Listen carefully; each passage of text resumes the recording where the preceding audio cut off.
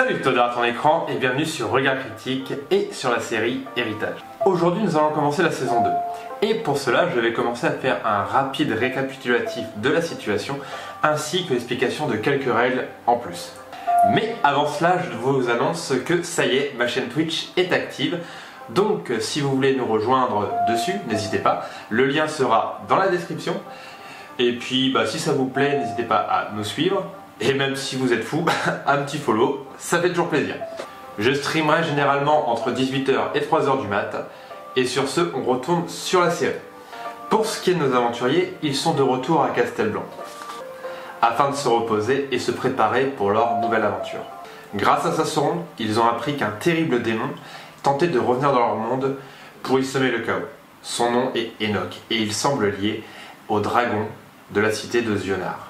Et justement, un jeune homme de cette région est venu leur demander de l'aide et proposer à Heinrich de dresser sa vouivre, le temps qu'il règle les choses dans le royaume d'Iwerus.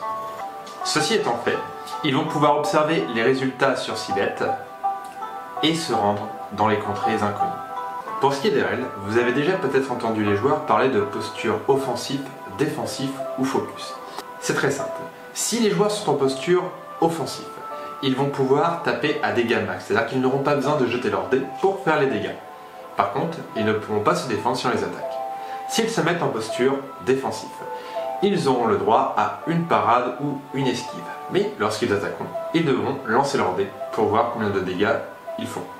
Et enfin, la posture focus permet d'être concentré, donc d'avoir un bonus au lancer de dés de 5%, ainsi que d'économiser un point de magie sur leurs compétences. Voilà les amis, nous allons donc pouvoir commencer cette nouvelle aventure.